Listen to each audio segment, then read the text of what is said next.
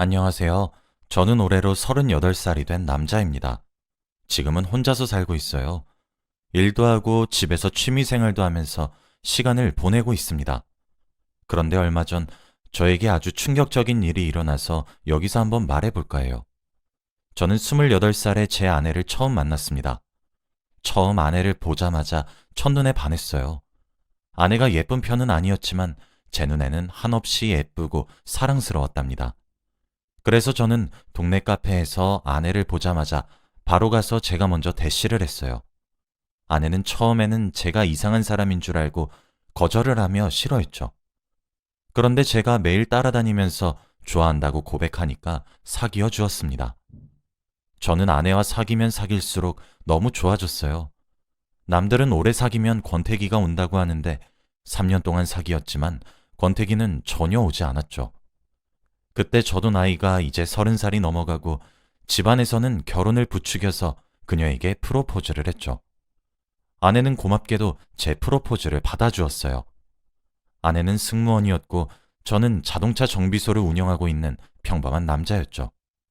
돈은 잘 못 벌지만 어릴 때부터 수입의 대부분은 저축을 하고 살았어서 모아둔 돈이 또래보다는 많은 편이었죠. 하지만 아내의 단점이라고 하면 단점이라고 할 수 있는데 아내는 모아둔 돈이 전혀 없었어요. 스트레스를 받으면 과소비를 하는 걸로 풀기 때문에 항상 쇼핑을 했고 월급 받으면 대부분을 다 옷을 사고 가방을 사고 하는데 다 써버렸죠. 그래도 그때는 콩깍지가 씌었는지 아내의 그런 모습도 예뻐 보였답니다. 제가 더 많이 일하면 된다고 생각했어요. 그런데 저희의 첫 트러블은 결혼 준비를 하면서 일어나게 됩니다. 결혼 자금이 생각보다 많이 들었어요. 대출을 받아도 부족했죠. 대부분 남자가 집을 사고 여자가 혼수를 사잖아요. 저는 어느 정도 모아둔 돈이 있었기 때문에 대출금을 조금 보태서 집을 살 수 있었지만 아내는 모아둔 돈이 전혀 없어서 혼수를 장만할 여력이 없었죠. 그때 저는 결혼이 너무 하고 싶었기 때문에 제 친구들한테까지 돈을 빌려가며 겨우 혼수를 장만하고 결혼식을 올리게 되었죠. 저는 결혼 전에 돈을 많이 벌어서 우리 아내 돈 써도 부족함 없이 살게 해준다고 했어요. 그런데 아내는 제가 아무리 열심히 벌어도 못 채울 만큼 쇼핑을 하기 시작했죠. 여보, 이건 어때? 이 가방 신상인데 너무 예쁘지? 그런데 이렇게 물건을 사는데도 한 번도 제 물건을 사준 적이 없었죠. 그래도 승무원은 저보다 돈을 더 잘 벌었기 때문에 그래도 이해를 했습니다. 아내는 비행을 하는 동안에는 쇼핑을 하지 않았죠. 아내는 일주일 중에 많게는 4일은 비행을 한다고 집에 잘 오지 않았어요. 그래서 제가 혼자 있는 시간이 많았죠. 처음엔 너무 외로웠고 이게 신혼부부의 생활이 맞나 싶었지만 사람은 적응의 동물이라고 이것 또한 적응을 하더라고요. 그런데 어느 날 우편을 확인하니 제가 모르는 카드사에서 우편물이 왔더라고요. 저는 다른 집 우편물이 저희 집에 잘못 들어왔나 싶어 확인해 보니 저희 집 것이 맞았죠. 이름은 제 이름으로 되어 있었습니다. 저는 카드 가입을 한 기억이 없었는데 말이죠. 그런데 카드값이 자그마치 300만 원이 찍혀 있었습니다. 저는 한 번도 그렇게 큰 돈을 한 달 동안 쓴 기억이 없었거든요. 저는 아내가 의심스러웠죠. 우편을 확인하자마자 화가 머리끝까지 나서 아내에게 전화를 했지만 비행 중이었는지 전화를 받지 않았어요. 그런데 카드 사용 내역을 보니 백화점, 쇼핑몰 등등 전부 다 아내가 쇼핑을 해서 물건을 가지고 왔던 곳이었어요. 저는 이 돈을 어떻게 다 갚아 나가야 할지 막막했죠. 그때 아내가 전화가 왔고 왜 전화했어? 라고 하더라고요. 이 카드 뭐야? 카드값이 300만 원이나 나왔어. 아, 그래? 내가 이번 달에 쇼핑을 좀 거하게 했나 봐. 미안. 근데 여보, 갚아 나갈 수 있잖아. 저는 뻔뻔한 아내의 모습에 화가 더 났어요. 내가 네 카드값 갚아주는 사람이냐? 그리고 왜 명의를 내 걸로 신청해? 난 절대 안 갚을 거니까 네가 다 갚아. 라고 하며 전화를 끊었죠. 저는 정말로 카드값을 갚아줄 생각이 전혀 없었습니다. 이렇게 힘들게 돈을 벌어서 스스로 갚아 나가야 나중에 이렇게 과소비하는 습관을 고칠 수 있을 거라고 생각했죠. 그런데 한 달 뒤 모르는 전화번호로 전화가 오는 겁니다. 이민수 고객님 맞죠? 지난달 카드값을 아직 지불하지 않으셔서 연락드렸어요. 라고 했죠. 결국 아내는 300만 원 중 하나도 내지 않았어요. 저는 그때 카드값을 제가 내지 않으면 신용불량자가 될 것 같아서 어쩔 수 없이 오래 들여놨던 적금을 깨서 지불했습니다. 그날 밤 아내가 집에 오자마자 여보, 내가 카드값 내라고 했잖아. 왜 안 냈어? 라고 물었어요. 내가 300만 원이 당장 어딨어. 그래서 어떻게 됐는데? 여보한테 연락 왔어? 어. 그래서 어쩔 수 없이 나 어릴 때부터 들였던 적금 깨서 냈다. 봐. 결국엔 이렇게 방법이 다 있었으면서 호들갑은. 그럼 된 거지? 저는 저한테 고맙다는 말 한마디도 없는 아내가 너무 미웠습니다. 저는 돈을 벌기 위해 잠을 4시간만 자고 하루 종일 일을 했어요. 몸도 너무 힘들고 지쳤죠. 그런데 제가 그렇게 옆에서 힘들게 돈을 벌고 있는 모습을 보면서도 아내의 쇼핑 중독은 멈추지 않았습니다. 여보, 이거 둘 중에 뭐 살까? 돈이 어디서 나서 자꾸 산다는 거야. 다 방법이 있으니까 그런 거 물어보지 말고. 또 내 명의로 카드 만들고 사려고? 왜 내 걸로 만드는 거야? 네 걸로 만들어. 난 진작에 했지. 근데 이제 나 신용불량자 돼서 카드를 안 만들어주더라. 저는 그날 처음 알았어요. 아내가 신용불량자라니. 월급인 정해져 있는데 아내의 씀씀이는 날이 갈수록 커져갔습니다. 이러다가는 저도 정말 죽을 것 같더라고요. 그래서 아내 몰래 아내의 월급이 들어오는 계좌를 제 계좌로 바꾸고 아내가 돈을 쓸 수 없게 했습니다. 아내한테 예전에 주었던 카드도 신용카드에서 체크카드로 바꾸어 한정된 돈만 쓰게 했죠. 카드를 건네주면서 여보, 앞으로 이 카드 쓰면 돼. 라고 말했어요. 이게 뭐야? 이거 체크카드 아니야? 어, 이제 내가 용돈 줄 테니까 그 안에서 사고 싶은 건 다 사. 그리고 사고 싶은 거 있으면 돈 차곡차곡 모으고. 당신 미쳤어? 내가 용돈을 받으면서 어떻게 살아? 당신 결혼하기 전에 나한테 뭐라고 했어? 자기가 돈 많이 벌어서 나 부족함 없이 살게 해준다고 했잖아. 지금 그 말 다 거짓말이야? 나 그럼 사기 결혼 당한 거니?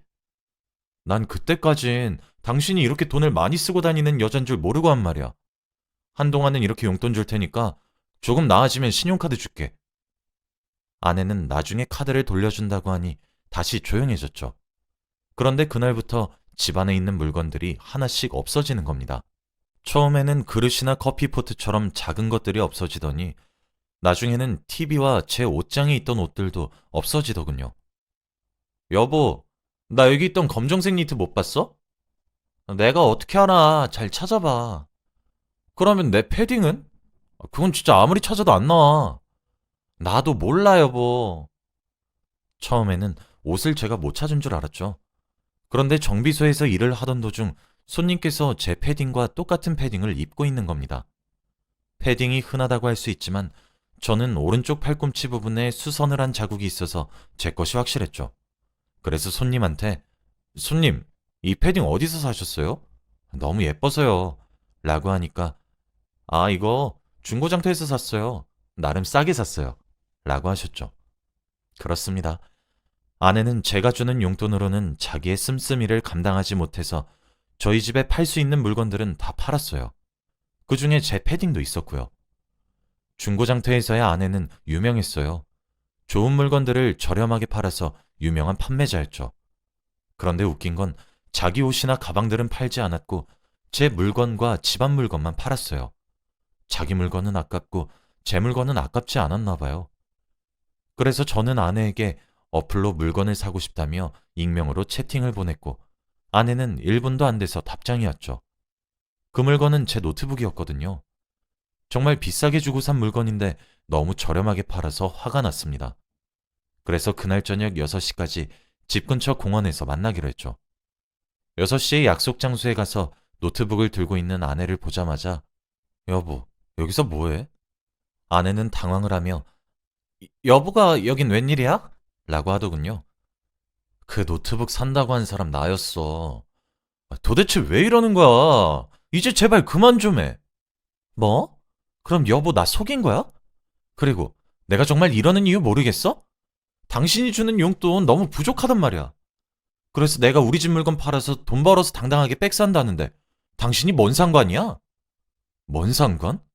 당신이 노트북 나한테 판다고 허락받고 팔았어? 아니잖아. 이거 엄연히 절도야. 저는 아내가 가지고 있던 노트북을 빼앗으려고 했고, 아내는 뺏기지 않으려고 실랑이를 벌이다가 결국 노트북이 땅으로 떨어져 두동강이 나고 말았습니다. 노트북 안에는 정말 중요한 자료들이 너무 많았는데 이제 복구도 못하게 되었죠. 저는 이 모든 일들이 아내 탓 같았습니다. 도대체 왜 이래? 제발 그만해. 이러다가 우리 집까지 팔겠어. 여보, 내 승무원 친구들은 전부 다 명품 백에 명품 화장품에 전부 다 화려하게 하고 다녀. 남편이 다 좋은 직장에 다녀서 해준다더라. 그런데 나는 여보한테 쥐꼬리만한 용돈 받으면서 살아야 돼? 진짜 부끄러워 죽겠어. 이렇게 돈 못 버는 남자랑은 못 살겠어. 저는 아내가 자기 친구랑 비교하는 모습을 보고 조금 미안했어요. 제가 능력이 없는 탓을 했죠. 여보, 미안해. 내가 잘못했어. 내가 결혼 전에 부족함 없이 살게 해준다고 했는데 그 말을 못 지켰네. 미안해. 아내는 제 사과에 조금 진정이 되었는지 화해를 했고 같이 집으로 돌아갔죠. 그날 밤 아내가 씻고 있는 동안 저는 안방 침대에 누워 휴대폰을 보고 있었습니다. 그런데 아내의 휴대폰에서 알림 소리가 들려 우연히 보았죠. 느낌이 이상해서 확인해 본 내용은 충격적이었습니다. 2시에 다른 남자와의 데이트 약속이라니. 그것도 저보다 훨씬 나이가 많은 남자였어요. 그때 아내가 화장실에서 샤워를 마치고 나왔고 자신의 휴대폰을 보고 있는 저의 모습에 당황하며 얼른 휴대폰을 가져갔죠. 왜 남의 휴대폰을 함부로 봐? 너 밖에서 뭐 하고 다니는 거야? 왜? 내가 밖에서 누굴 만나고 다니든 무슨 상관인데? 너 승무원은? 너 2시면 일하고 있을 시간이잖아. 승무원? 퇴직금 많이 주길래 진작에 관뒀지. 그리고 이 남자가 너보다 훨씬 부자야. 내가 갖고 싶은 것도 척척 사주고 용돈도 아낌없이 쓰라고 준다고. 저는 아내의 말을 들은 순간 그녀의 뺨을 내리쳤죠. 네가 드디어 미쳤구나. 너 젊음이 언제까지 갈 것 같냐? 늙으면 이 할아버지 뻘인 작자가 널 찾아줄 것 같아? 왜 때려? 그리고 여보가 무슨 자격으로 내 뺨을 때려? 당신 이거 내가 고소할 거야. 당신은 그냥 용돈벌이로 만난 거야. 가끔씩 정말 돈이 급할 때 여보한테 돈 좀 빌리려고 여보가 모아둔 돈이 어느 정도 있으니까 내가 너랑 사귀어 준 거라고. 주제 파악이 안 돼? 나 이제 너랑 못 살아. 이혼해. 이혼? 그건 내가 하고 싶은 말이야. 당장 내 집에서 나가. 아내는 바로 대충 짐을 챙기고 집 밖으로 나갔죠. 저는 다음 날 바로 이혼 전문 변호사를 찾아가서 제가 겪었던 모든 일들을 말했습니다. 저는 아내에게 청구할 수 있는 위자료는 최대한 많이 청구하기로 했어요. 결국 저는 이혼 소송을 진행했죠. 그런데 아내는 연락을 받지 않았습니다. 이혼 서류에 도장도 찍어야 하고 위자료도 받아야 하는데 자기도 자기 잘못을 아는지 연락을 도무지 받지 않았죠. 결국 경찰서에 실종 신고를 했어요. 아내가 집을 나가서 오지 않는다면서요. 경찰은 혹시나 아내를 찾으면 연락을 드리겠다고 했죠. 그런데 한동안 연락이 오지 않았어요. 그렇게 한 달이 지나도록 아무런 연락이 없었죠. 그런데 다음 날 경찰에서 연락이 왔습니다. 저기 이민수님 맞으시죠? 네, 맞아요. 아내 찾으셨나요? 네, 찾긴 찾았는데 경찰서로 지금 얼른 오셔야 할 것 같아요. 경찰은 떨리는 목소리로 말을 했고 저는 얼른 경찰서로 갔습니다. 그런데 민수님, 죄송해요. 아내분은 시신으로 발견됐어요. 네? 도대체 왜요? 경찰의 말을 들어보니 아내는 그 남자를 만나면서도 돈이 부족했는지 사채까지 썼다고 해요. 그런데 아내가 돈을 못 갚은 것은 물론이고 이자도 제대로 못 갚아서 결국 원금보다 이자가 더 크게 불어나게 되었고 그 돈을 빌려준 사람들이 아내를 찾아가서 온갖 협박을 일삼았다고 합니다. 아내는 지속적인 스트레스로 인해 화병을 얻어 어느 날 갑자기 운명을 달리했다고 해요. 아내는 결국 돈 때문에 죽었죠. 저는 이 말을 듣고 슬프지도 않았습니다. 결국 자기 무덤 자기가 판 거라고 생각했거든요. 그런데 우려가 되는 게 저와 아내는 아직 정식적인 이혼관계가 아니어서 아내가 진 빚들을 제가 다 갚아야 하는 게 아닌가라는 생각이 들었어요. 하지만 요즘 법이 좋아져서 그렇지 않다고 하네요. 아내가 진 빚은 아내의 부모님에게 간다고 합니다. 처가댁 식구들이 불쌍했지만 그래도 어쩔 수 없는 거니까요. 저는 아내의 장례식에도 가지 않았어요. 아내의 영정사진 속 얼굴을 보기 싫었거든요. 몇 달 뒤 휴가가 생겨서 집으로 갔는데 저희 부모님께서 오랜만에 처가댁 얘기를 해주더라고요. 그런데 아내가 졌던 빚이 무려 3억이나 된다고 해요. 그 빚의 액수를 보고 장인어른은 심장마비로 쓰러지셔서 당장 수술해야 하는 상황이라 장모님 혼자 돈을 벌어야 하죠. 3억이면 두 분이서 평생 벌어도 부족한 돈인데 병원비까지 있으니 저는 너무 도와주고 싶었습니다. 저희 부모님은 극구 반대했지만 저는 아내가 미웠지 장모님 장인어른은 좋아했기 때문에 오랜만에 연락을 드렸어요. 그렇게 장모님을 만나서 돈 봉투를 전해드렸어요. 저는 정비소 있는 지역이 신도시로 발전을 해서 인구도 늘어나고 저희 지역에서 정비소를 운영하는 사람은 저밖에 없었기 때문에 월급도 올라서 경제적으로 넉넉했죠. 장모님은 내가 이 돈을 어떻게 받아? 자네가 우리 딸 때문에 얼마나 고생했는지 아는데. 도로 가져가게. 나는 절대 못 받아. 장모님, 제발 받아주세요. 저 그냥 드리는 거 아니에요. 장인어른 수술하고 괜찮아지시면 갚으셔야 해요. 결국 장모님은 고민하시다가 제가 준 돈을 받으셨습니다. 그렇게 장인어른의 수술은 성공적으로 끝이 났고 아내의 돈도 갚아 나가시는 것 같았어요.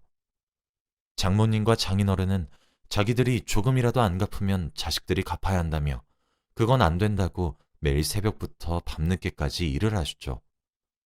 저는 너무 안타까웠지만 제가 도울 수 있는 것은 여기까지인 것 같았어요. 아내가 빌린 돈을 제가 갖고 싶진 않았거든요. 그렇게 저는 평소와 다름없는 일상을 살고 있고요. 지금은 혼자 살고 있습니다.